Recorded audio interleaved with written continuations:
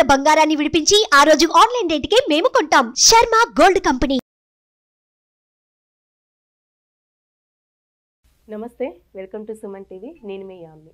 ప్రస్తుతం మనతో ఉన్నారు ప్రముఖ ఆధ్యాత్మికవేత్త, ప్రముఖ జ్యోతిష వాస్తు పండితులు, బ్రహ్మశ్రీ డాక్టర్ నాయకంటి మల్లికార్జున శర్మ గారు ఉన్నారు.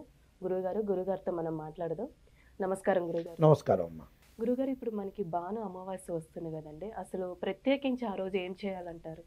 తప్పకుండా అమ్మా. ఓం శ్రీ గురుభ్యో నమః. భాను అమావాస్య అంటే చాలా సంవత్సరాల క్రితం వస్తూ ఉంటుంది. అలా ప్రత్యేకంగా మాఘమాసంలో ఆదివారం రోజున అమావాస్య కలవటం అనేది చాలా విశేషం.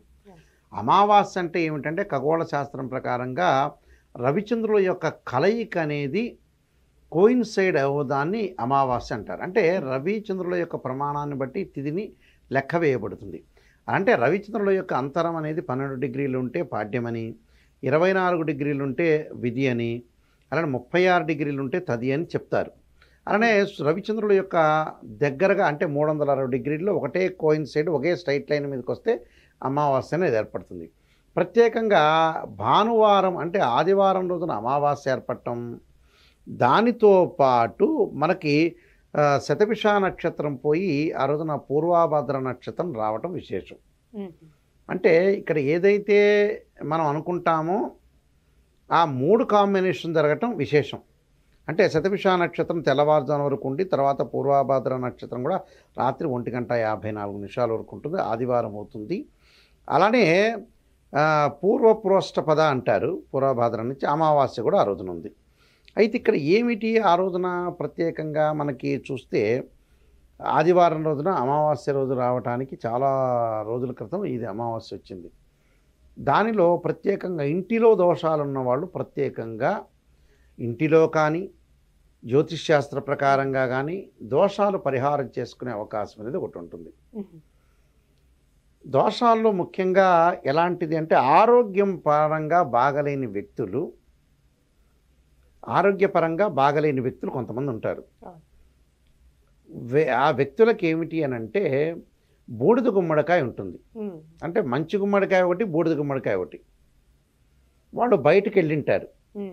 బయటికి వెళ్ళి ఇంట్లోకి వచ్చే ముందు చక్కగా ఆరోగ్యం బాగలేని వాళ్ళు, నరదృష్టి గల వాళ్ళు, వీళ్ళ మీద విపరీతంగా వేడుస్తున్న వాళ్ళకి మంచి గుమ్మడికాయ కాకుండా బూడిద గుమ్మడికాయ మీద కర్పూరం పెట్టి ఇలాగా క్లాక్ వైజ్ డైరెక్షన్ 3 సార్లు, యాంటీ క్లాక్ వైజ్ డైరెక్షన్లో 3 సార్లు తిప్పి కింద పడేయాలి. అంటే నరదృష్టి ఒకటి, ఆరోగ్యం ఒకటి బాగుపడుతుంది.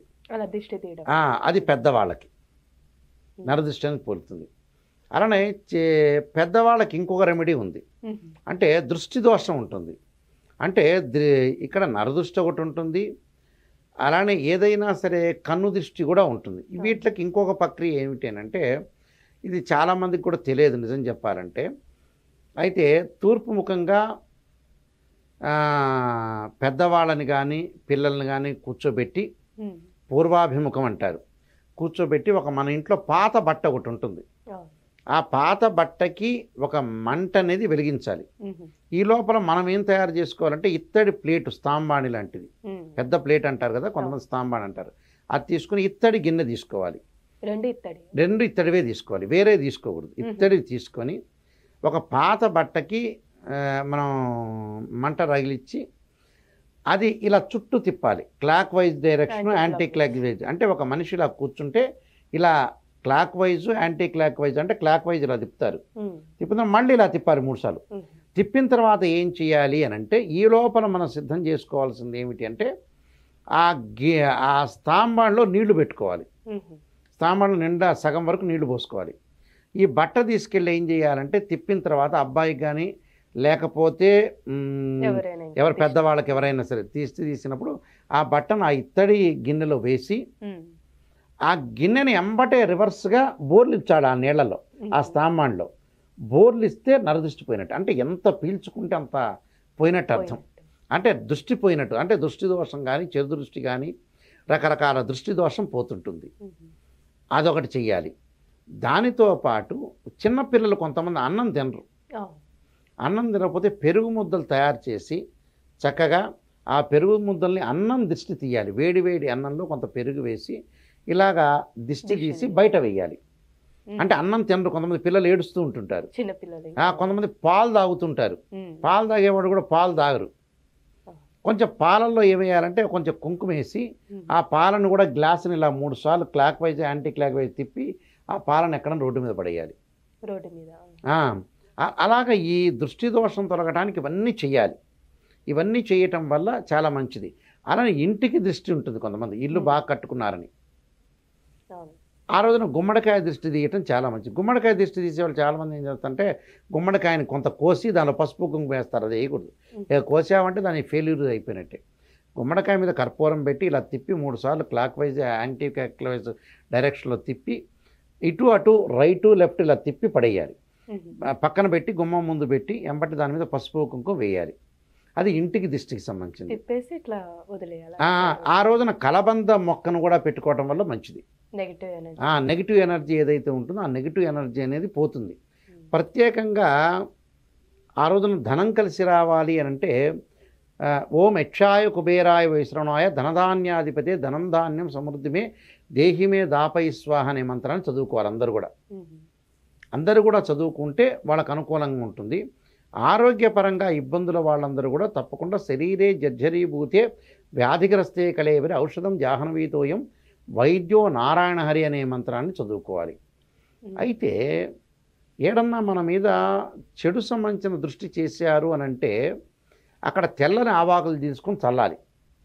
అంటే మన మీద ఏదన్నా ఎవరో ఒకళ్ళు ఏదో చేస్తున్నారని, కానీ వాస్తవంగా అవన్నీ లేవు. కానీ ఈ కాలంలో ఒకవేళ వాళ్ళకి ఏదైనా అనుమానం ఉంటే నేనైతే ప్రయారిటీ చేయను. ఈ చెడు దృష్టిలు ఇవన్నీ కూడా జరిగే విషయాలు కావు. కానీ ఏదన్నా వాళ్ళకి అనుమానంలాగా ఉంటే తెల్లని ఆవాలు చల్లాలి. అక్కడ ఏదైనా ప్రదేశంలో అక్కడ ఏదో మాకు చేస్తున్నారని కొంత అనుమానం కూడా వ్యక్తం చేస్తుంటారు. అనుమానం పెనుభూతం నిజంగా అయితే చేతబడులు గీతబడులు అవన్నీ లేవు. కానీ ఏదన్నా ఒక ప్రయోగం లాంటిది ఏదన్నా చేస్తున్నారు అనుమానం వస్తే నేనైతే ప్రయారిటీ ఇవ్వను.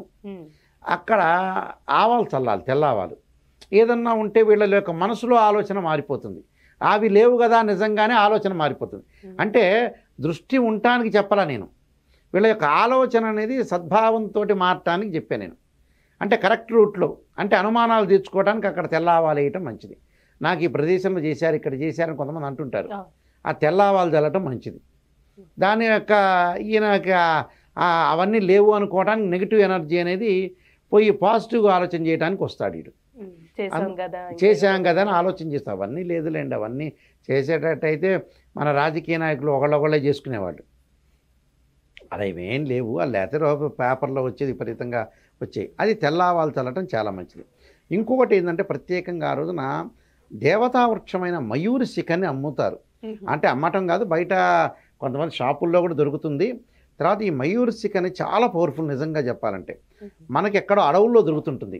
ఆ రోజు చక్కగా ఆ మయూరి శిఖని ధరించడం కానీ, లేకపోతే మనం జేబులో పెట్టుకోవటం కానీ, తర్వాత ఒక పర్సులో పెట్టుకోవటం కానీ, ఒక తాయెత్తు యంత్రం తీసుకొని ఆ మయూరి శిఖ దానిలో పెట్టి భగవంతుడి దగ్గర పెట్టి పూజ చేసి ఆ రోజు కట్టుకుంటే కూడా శుభాలు జరుగుతాయి. ఈ మయూరి శిఖ ఎవరికి తెలియదు యాక్చువల్గా. అయితే ఏవో రకరకాల రెమెడీలు చెప్తున్నారు. కానీ మయూరి శిఖ ఏంటంటే 1800 దగ్గర నుంచి కూడా ఋషులు అలాంటివన్నీ కూడా పెంచారు. అంటే ఆ మయూరి శిఖ అంటే చాలా అద్భుతమైనది రహస్యం ఇది. అది చాలా పెట్టుకోవటం వల్ల కానీ విద్యార్థులు పుస్తకాల్లో పెట్టుకోవచ్చు, తర్వాత జేబులో పెట్టుకోవచ్చు. అంటే పవిత్రమైన దేవతా వృక్షం ఏమిటి అని అంటే మయూరి శిఖ. అది క్లియర్, వెరీ క్లియర్. దాన్ని ఆ రోజున ప్రత్యేకంగా ఆరోగ్యపరంగా బాగులేని వాళ్ళు, ఏకాగ్రత లోపించిన వాళ్ళు, దాంపత్య సుఖం లోపించిన వాళ్ళు, వివాహాలు కాని వాళ్ళు చక్కగా ఆ రోజున ఆదివారం రోజున పెట్టుకోవటం మంచిది. అలానే ఈ అమావాస్య రోజున కూడా చక్కగా ఈ ఏదైతే సూర్యుడికి ప్రీతికరమైన రోజు ఆ రోజున కూడా ఈ జిల్లేడు సమిధలతో హోమం చేయటం కూడా చాలా మంచిది. జిల్లేడు సమిధలతో హోమం చేయటం మంచిది. జిల్లాడ ఆకుల్లో కూడా ఆవు నెయ్యితో దీపారాధన చేసి గుమ్మానికి అటు ఇటు పెడితే కూడా మంచిది. అంటే సూర్యభగవాను ఆరాధన చేయటం చాలా మంచిదమ్మా. ఇలాంటివన్నీ కూడా చేస్తే సత్ఫలితాలు జరిగే అవకాశం ఖచ్చితంగా ఉంటుంది. చాలా చక్కగా తెలియజేశారండి. ధన్యవాదాలు. నమస్కారం.